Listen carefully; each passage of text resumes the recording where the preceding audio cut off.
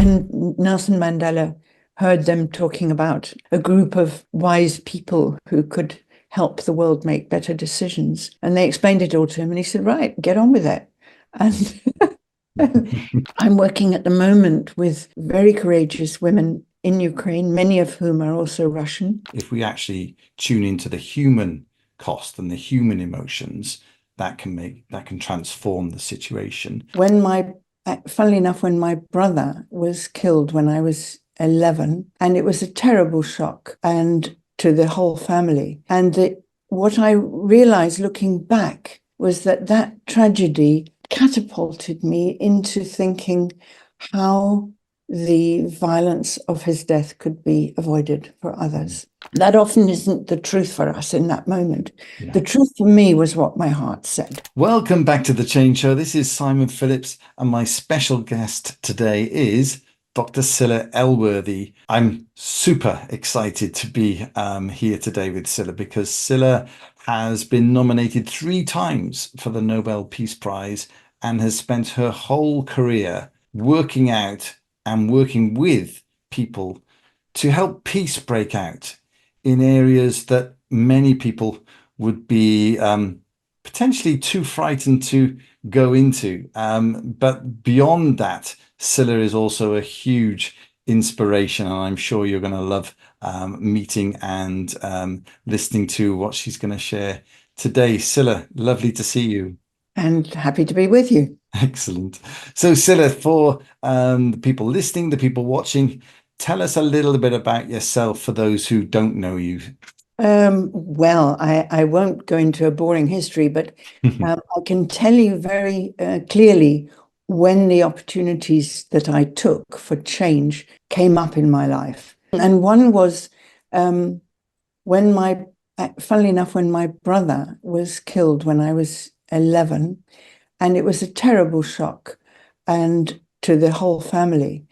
And what I realized looking back was that tragedy really catapulted me into thinking how the violence of his death could be avoided for others.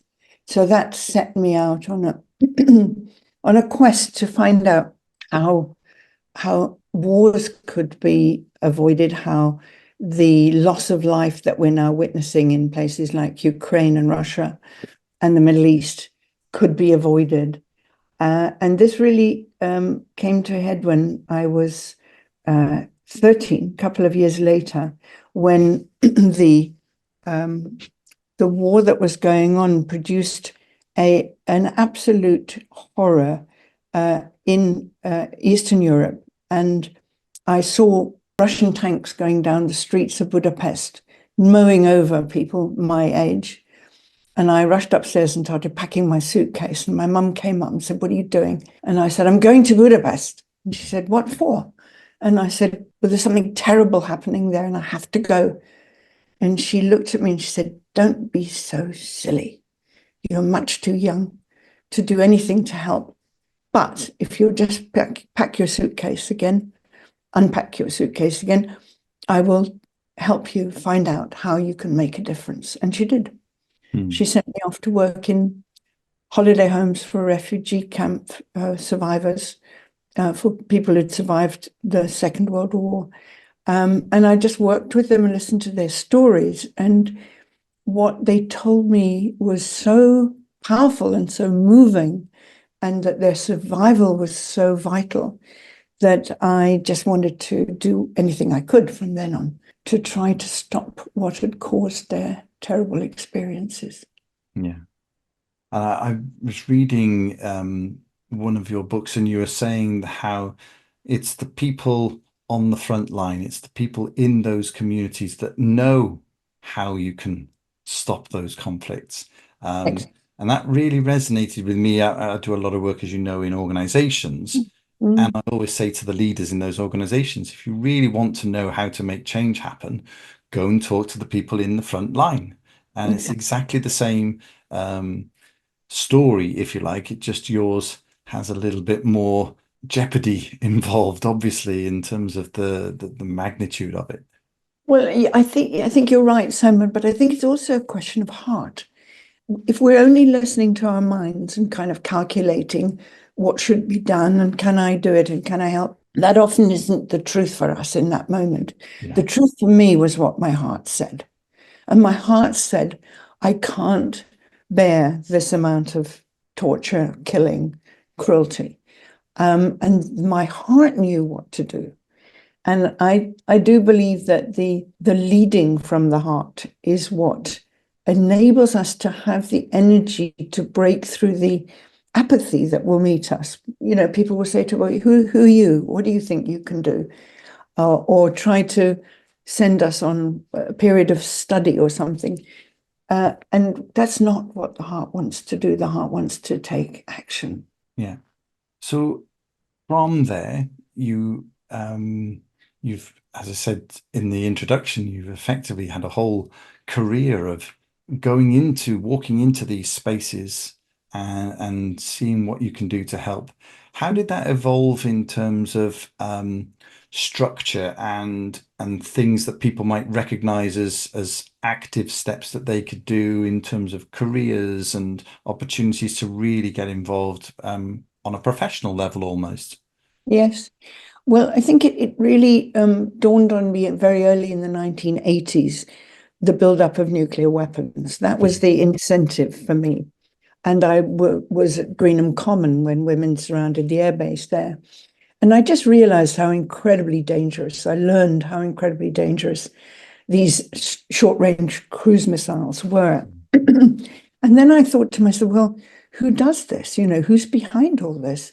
And who are the people, the human beings who are involved? And so I got together a group of colleagues to research how nuclear weapons decisions are made. We really needed to understand. And it was 3 years, we managed to produce a book of that title, How Nuclear Weapons Decisions Are Made. And it had diagrams in it of the ministries of defense of each of the then 5 nuclear nations and who was who in those ministries. I don't know how we managed to do it, but Spirit shined on us and helped us to find things in obscure libraries in London and so on.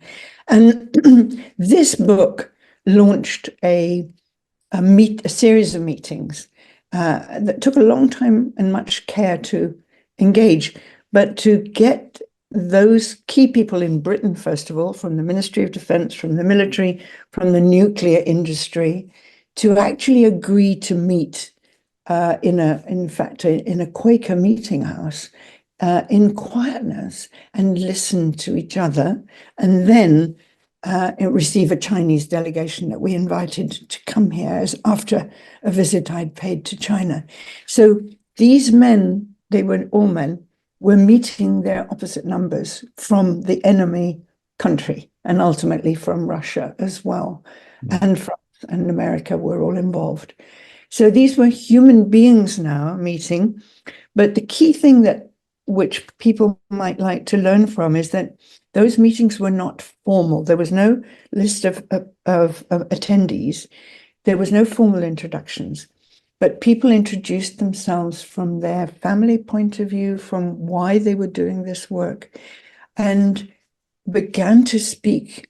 It was all off the record. There were no published lists of participants. So people could be anonymous, if you like.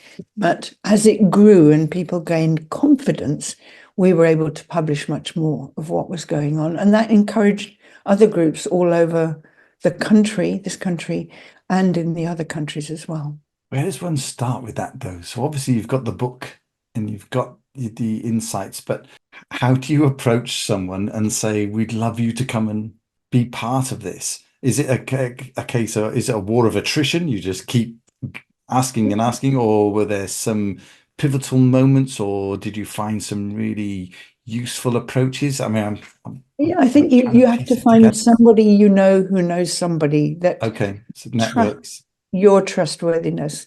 Yeah. Networks are very helpful. So if it's education that you're concerned on, you would ask the head teacher in your school to introduce you to somebody in the ministry, perhaps, who might be able to take forward what you're worried about. For instance, you know, how do students in secondary school learn about the intelligence from the heart that they might not learn about in school.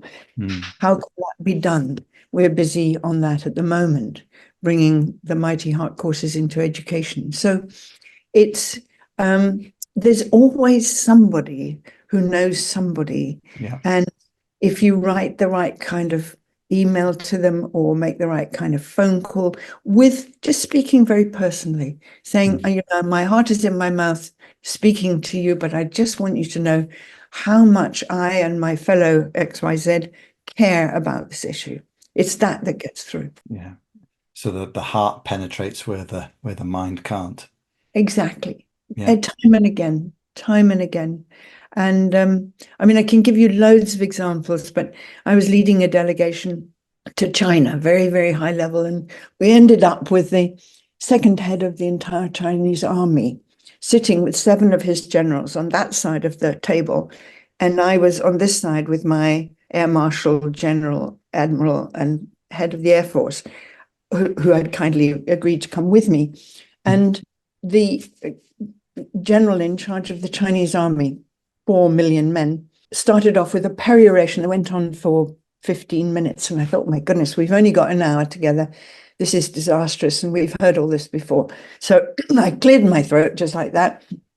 And I said to him, General, what you're telling us is most interesting, but we have lots of questions to ask you. And he went red in the face, started gesticulating, yelling at me. He was so outraged to be interrupted by a woman, and started talking again, same thing. So I had to do it again. And the second time I interrupted him, I said to the Admiral on my right, you have a question, don't you, Admiral? And he jumped in, and that was then all right.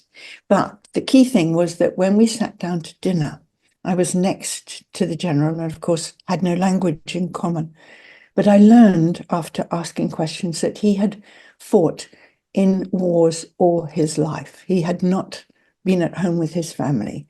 And when I mentioned this to him, I can feel the shivers up my spine now. When I said, how did you manage that? You know, you didn't see your children, they didn't see them, and his tears started to pour down his face. And that was the connection. And from then on, the conversation was completely different. Yeah. It was personal, it was open. And he learned that somebody in our group had a birthday and he commanded a birthday cake for them. And, you know, it was all different. Wow. Yeah. That's a wonderful story.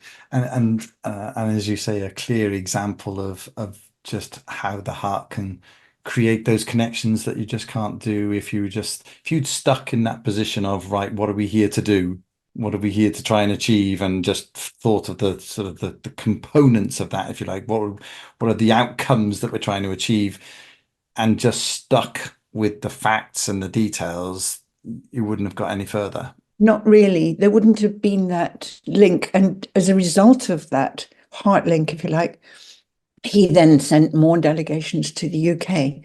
And they were able to meet Russian delegations in the UK. It was amazing, the magic that engineered. Wow. Yeah. And anybody can do that if you're willing to listen in the moment to what needs to be said rather than what your script said you should say. Yeah. Don't stick to the script. So talking of heart in your mouth moments, what was it like for you to sit in a room? I'm guessing you were sat in a room with the founders and the people behind the elders. Yeah, it was extraordinary. It was fundamentally, it was Richard Branson's idea, and he took it to Nelson Mandela with Peter Gabriel. And Nelson Mandela heard them talking about a group of wise people who could help the world make better decisions. And they explained it all to him, and he said, right, get on with it. And you know, that was, he didn't have much time, and, you know, he wanted things done. And so we then sat down, and I was given the job of identifying 300 potential elders to be fined down to 12. And that was a wonderful job. And I made sure that there was an equal balance of women and men. And eventually it was fined down to 32 for Mandela to choose from, and he chose wonderful people, absolutely extraordinary.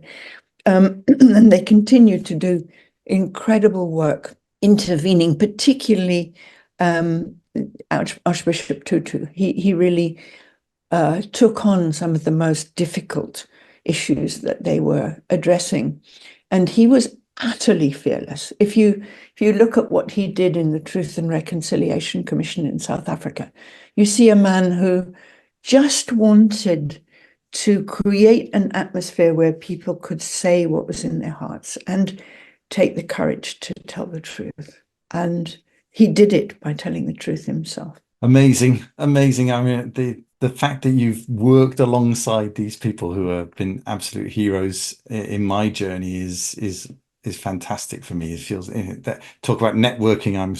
I'm one closer just through knowing you and you sharing those stories gives people that inspiration, if you like, to go and find out more about what those people did. But amazing. Thank you for that. So Yeah, what was the outcome of your work with the elders? Was your role literally just to establish them and get them set up and work out what the principles are going to be for how they operate? Oh, there was a whole team. I mean, I just played my part. There was Mm, a wonderful woman from Virgin, actually, working for Richard Branson, who really did all the heavy lifting to get it to work. But I think when Mandela died, and when Tutu was moving it forward, it kept its energy mm, because of the loss of those two great men. It has slightly lost its impetus, but it's still tackling very difficult issues that nobody else wants to tackle. yeah. And but I haven't had really anything close to do with it since about 2009. We started in 2005 and got it really up and running, and that was my job. And then I was so much concerned with other actual wars that I left it to such capable people as were running it. Yeah. Brilliant. So if you were to count how many wars you've been involved in terms of trying to help and support, how what's the magnitude of that, Scilla? How many were? Oh, I have no idea. But what's happening at the moment is really important, Mm, and that is the Ukraine-Russia war. yeah. And so I'm working at the moment with very courageous women in Ukraine, many of whom are also Russian, Mm, and there are also Russians in exile who are more free to speak than their relatives at home. And the key thing is, in this case, working with women, because men have done everything they can to make their side prevail, to try to think where the negotiations are possible. And so far, they've failed to make negotiations work. But women have a different approach completely. When we talk to all the people we've interviewed who are Ukrainian or Russian speaking, they all want an end to this war. They don't want any further military exercises, military attempts at prevailing. They want sitting down around a table and negotiating. yeah. So what we plan to do is propose that there is a pre-meeting where leading women, not only from those two countries, but women who are very experienced in conflict resolution, like Mary Robinson, the President of Ireland, Mm, like the incredible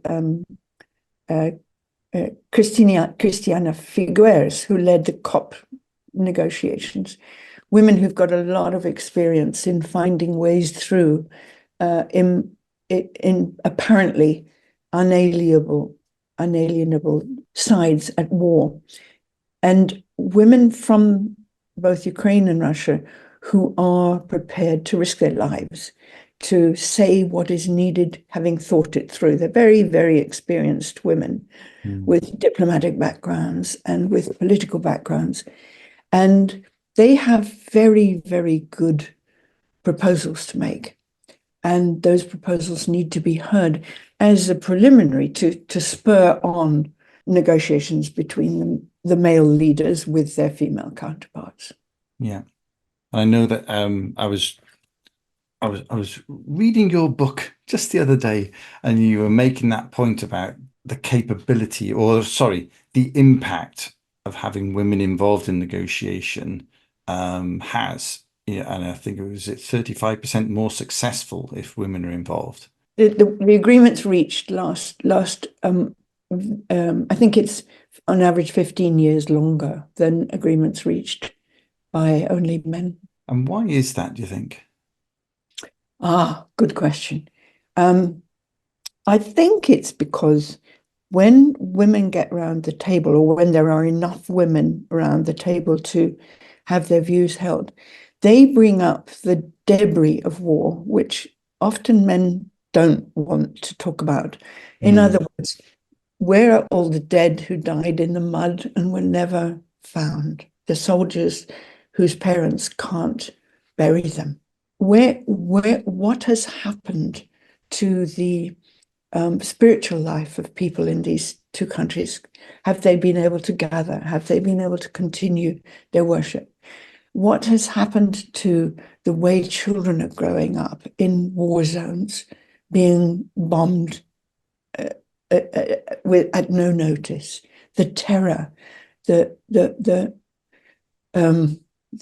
mounting up of fear in children and adolescents. All these issues are what women bring to the table, because they know that mothers and grandmothers and grandfathers on the other side will empathize with this. It's a way that the negotiations can get away from, how much shelling, how much ammunition have you got left, all those sort of things. It'll get away from that to the human level, the human cost of war, which women are super aware of, as are many men. Yeah.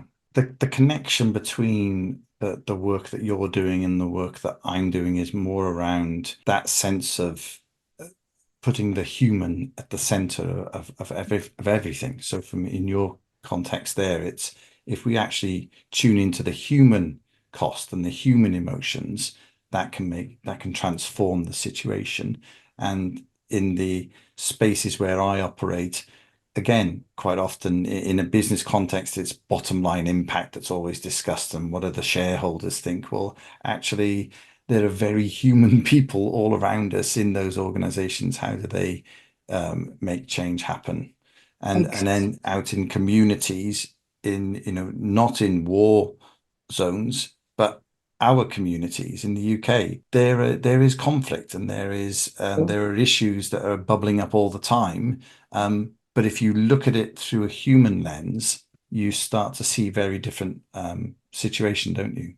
Exactly. And in fact, in 6 sort of highly violent zones of inner cities in Britain, we've introduced the Mighty Heart course, which is the course that I wrote just before the pandemic hit. I sat down and I just sat down and wrote, and it became a course of 10 parts.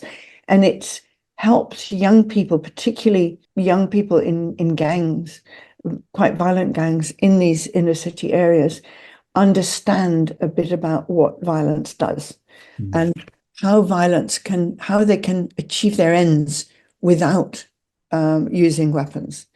And this is brought about some incredible changes, which I won't elaborate, but they move my heart so much to hear what I grew up with 4 brothers who were all, gun-toting strongmen.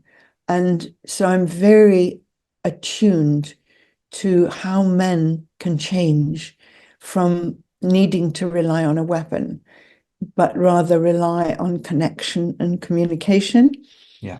and risking their lives to meet the other, to meet the enemy. And that takes a huge amount of courage and presence, to be able to not lose your nerve, but instead to speak the truth to somebody who's your sworn enemy is incredibly brave. Incredibly brave. And is that the focus of your work today? The mighty heart now is spreading. In fact, my visitor, Aleka, who you meant just now when we were doing our tech, she's introduced it in Chile. And we were particularly thrilled to be able to offer the Mighty Heart course to women who had been doing their best to represent their communities for the new constitution. And finally, the new constitution was not adopted by majority, and they were desperately disappointed, downhearted. Some of them were almost suicidal. And so we offered the Mighty Heart course to them. And after 10 weeks, their faces had completely changed. They were energized and they were able to what we call take a stand. That is, when there's something you believe in, how do you prepare yourself to stand up and say the truth when it's needed? Because most of us, when there's that moment, we kind of think, oh, I couldn't, I'll stutter or I'll blush or I'll forget my words. Yeah. But if you just can have the presence, it's presence. You know all about presence. It's presence to take a stand and say, this is not about me. This is about an issue. This is about people I care about. I'm going to stand here and I'm going to tell the truth, whatever it costs. That does it. Absolutely. So as you look ahead, let's imagine we're chatting 10 years down the line. What gives you hope for a better world? Are you seeing any green shoots? Is there enough of that going on in your view? Honestly, I think it's pretty bad at the moment, and I think it's getting worse. And in all respects, the way businesses conduct themselves, the way we're doing international relations, the way we're educating people, it's the way people are using devices to try and establish facts instead of using their heart and their mind. And I'm very troubled by where we are now.